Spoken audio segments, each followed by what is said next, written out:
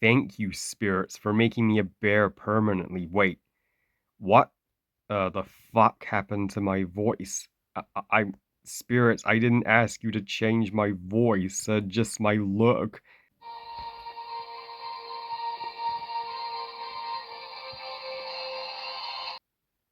Free to show my heart, knowing I can face the things that used to seem too hard. I look inside your eyes and see a different part of me. What I didn't know I wanted might be everything I need. So many things I've been missing, not watching. Oh. Oh, somebody wake me up when Brother Boar 2 it is over. Oh, the sheer disappointment is excruciating. I I didn't want to rant on Brother Bear 2, especially as a passionate defender and lover of the original Brother Bear.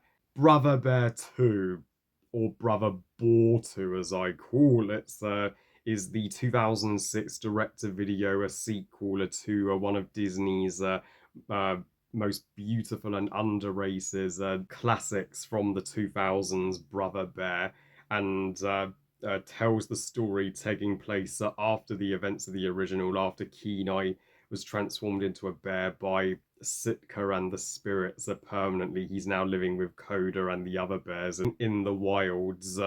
Only you'll notice his voice has changed. Like the spirits changed his voice box because he's not voiced by Joaquin Phoenix in this one, tragically, but by Patrick Dempsey. But Kenai dreams about his childhood sweethearts, Nina, voiced by Mandy Moore, Rapunzel from Tangled, and she's from an entirely different tribe, it turns out. She is betrothed to a dude who we know little to nothing about. Kind of sounds like Pocahontas all over again, doesn't it? Until she's not allowed to get married, it turns out, until she destroys this amulet. So Wanda Sykes, her grandmother, sends her on this quest to find Kenai. And Nita is in utter shock to realise that Kenai is a bear. Why did nobody tell her ages ago? And then she and Kenai begin to rekindle their romance, much to Coda's jealousy. And in this fillery, unfunny subplot, Russ and Shoot, the two moose, attempt to woo and court two moosettes who they are crushing hard on. Now, Brother Bear, who is nearly 20 years old now, uh, the original celebrated its 20th anniversary last year, and I did review the original Brother Bear 6 years ago. A special shout out to my dear friend and subscriber Chelsea Ryan. Brother Bear is one of her absolute favourite movies, and yeah, so I'm curious to hear her thoughts on the sequel as a passionate fan of the original like me. But if you wanted me to defend Brother Bear 2 and call this, well, a underrated, extremely underrated sequel, and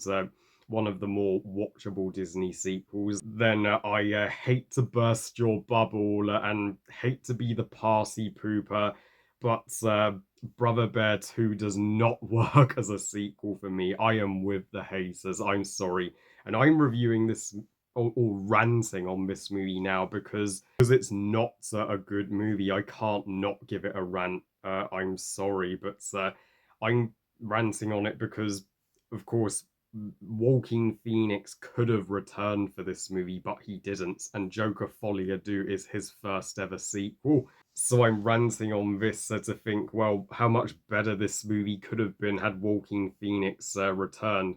But you can't blame the dude for not wanting to return to this. I'm sure he read the script and he was like, "Oh, a Disney Toon direct-to-video sequel? No, I wouldn't do that even for a paycheck. You couldn't pay me to do that." So he was smart enough to know the script for this was dumb. It's not like Brother Bear is the worst Disney sequel. Heck, I it's still tolerable in comparison to Fox and the Hound too. But it also ain't a single patch on the first Brother Bear, and is far from the best Disney sequel. It's uh,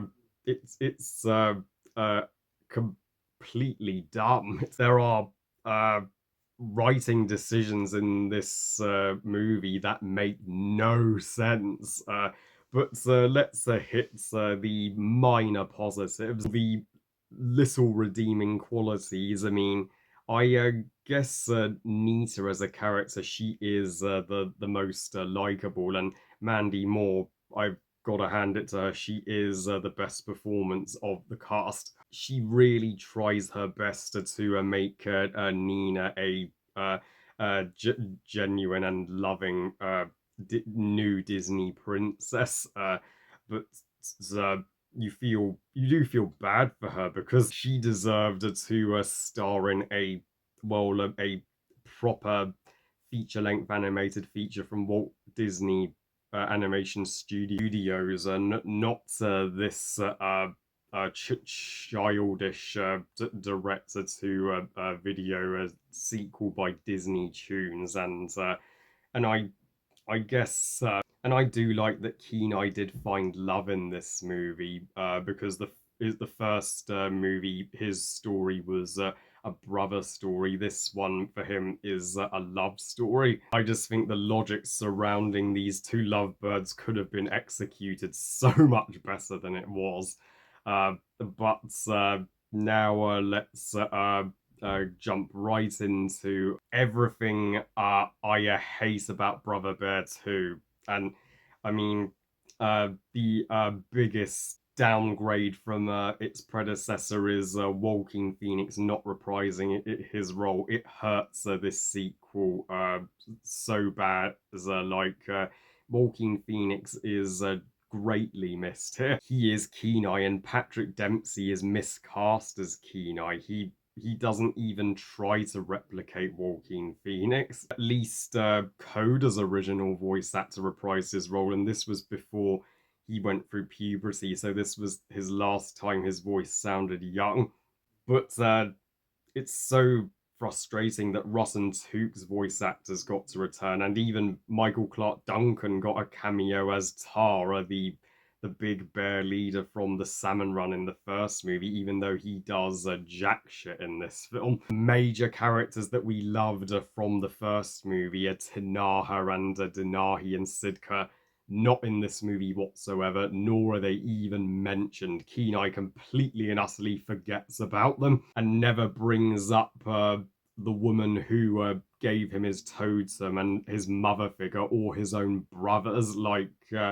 And I get that sadly Jason Razor Denahi's voice actor committed suicide in 2004. So out of respect for Jason Razor, they made the decision not to recast Denahi or include him in the film, which that was a respect that was the right decision. But even so, you could have at least had Kenai mentioned Denahi as a heartfelt tribute, maybe because uh, and and at least you could have had Tanaha return for this film because she was integral to Kenai's story in the first film, and not having her in this sequel, it's yeah, it's a slap in the face, and heck, she would have been way better than the Wanda Sykes character we got. I get that Disney sequels have this common flaw where a character from the protagonist's past who was never even mentioned in the original, all of a sudden returns out of nowhere for and was just invented for the sequel. But if Nita was from a different tribe, then I mean, I'm like, why did we need to see her in human form for the majority of the movie, and why does she just only transform into a bear until the end?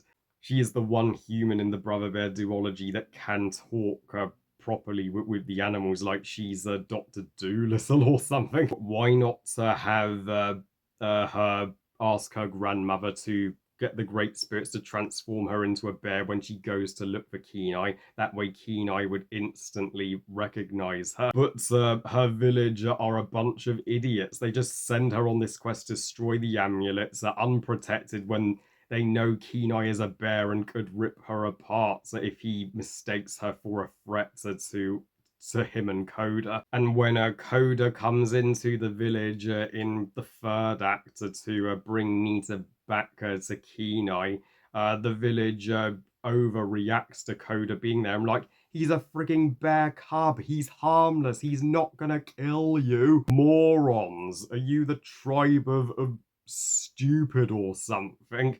And yeah, and then the fact that they have Kenai and Nita's wedding in the village with bears and humans being there, I'm like, wow, you you let an army of bears into your village after you were literally trying to kill a bear cub moments ago. Ah, the fact that Tanaha and Denahi didn't get to be at Kenai's wedding, or even Sidka didn't show up in spirit form. I mean, wow. That's just sucks. I mean, Sidka, yes, he's with the great spirits, but he could at least have appeared before Kenai in spirit form at some point in this movie, when Kenai needs his guidance. But nope, uh, never happens. Just missed a great opportunity to do a Mufasa's ghoster like scene, didn't you, Brother Bear 2? And also, Coda getting jealous of Nita. My god, was that storyline predictable as can be. Heck, this entire sequel is the definition of predictable. When when Kenai yells at Coda for laughing at Nita's fear of water, I mean, it's not at nearly as effective as it could have been, because Joaquin Phoenix would have pulled off that scene 10 times better. And plus uh, the uh, two Moose, Ross, and Chuke. I mean, I defend them in the first Brother Bear, but not here. They, in fact, this movie was initially going to be their story and have no Coda and Kenai at all. Can you believe? But thank Christ Disney scrapped that idea, as that's everybody would have hated that. That would have been about as enjoyable as a day in purgatory. But you could have had not had Rotten Tooth be in this movie at all. They are so shoehorned in here, like their subplot about wooing the two Moosets who look just like the female versions of them. Their designs are that lazy, and it's it literally doesn't advance Kenai and Nita and Coda's storyline in the slightest. Admittedly, the movesets are voiced well and are a lot funnier than Ross and Shuka, but they don't do anything of significance. And the entire thing of Nita going back to her village to marry this dude, and Coda wanting Kenai and Nita to be together. Oh, it's the most predictable thing. Nita is not going to marry this jerk. She's going to be with Kenai. Stop wasting time on thinking it's not going to happen, because we know it is. And Jim Cummings as this raccoon and his raccoon family that steal Nita's amulet. I mean, that what the fuck was that? What's a step down from the dramatic and epic and powerful tone of the first Brother Bear. This one is catering way more to the kids. You could have had a pack of wolves take her amulet instead. That would have been 100% more tension filled, and have Kenai fight off the wolves. Kenai and the fight with Anita's betrover. It's such a anticlimactic and rushed and weakly slapped together climax in which Kenai is knocked off the cliff and somehow survives, and Nita just punches her fiance, and we never see her fiance again. Did he get banished from the village after that? No idea. It's never blooming explained. So yeah, this, and even the soundtrack to Brother Bear 2 is rather lackluster in comparison to the glorious Phil Collins soundtrack from the first. I remember each song embedded in my head from the first film: Great Spirits, On My Way, and Welcome to Our Family, and No Way Out, and even Look Through My Eyes in the end credits. But Brother Bear 2's soundtrack, please. It's a nothing. Like, I don't remember a single song or track, like even the opening song and the end credit song. They just sound like a cheap 2000s corny pop songs. So yeah, I I know Doug Walker praised this movie for not having Phil Collins. Well, I have the polar opposite opinion. Phil Collins would have made this soundtrack way more memorable. So overall, Brother Bear 2, it's one of the biggest misfires and missed opportunities for the Disney straight-to-video sequels. First Brother Bear is 1,000 times better than this crap. I give Brother Bear 2 1 star out of 5. Fuck this movie. Woo! So yeah, I think Brother Bear 2 was, this was one of the last Disney directed to video sequels. So there's not much more to review after this one. Well, I love you guys. Thank you for watching. I hope you guys enjoyed this rant. And what are your thoughts on Brother Bear 2? But I think it will be uh, universally agreed upon this movie is not better than its predecessor. Please comment and let me know. Please like this video and subscribe. Please follow me on Twitter and on Instagram. And I'll see you next time, where I continue Until Dawn with part 7 of my playthrough, as well as the review you have all been waiting for this October. My review of Joker Folie à Deux after I see it tomorrow evening with my friend. I will be posting my full review on a Saturday the day after. And remember, movies are us. Bye, guys.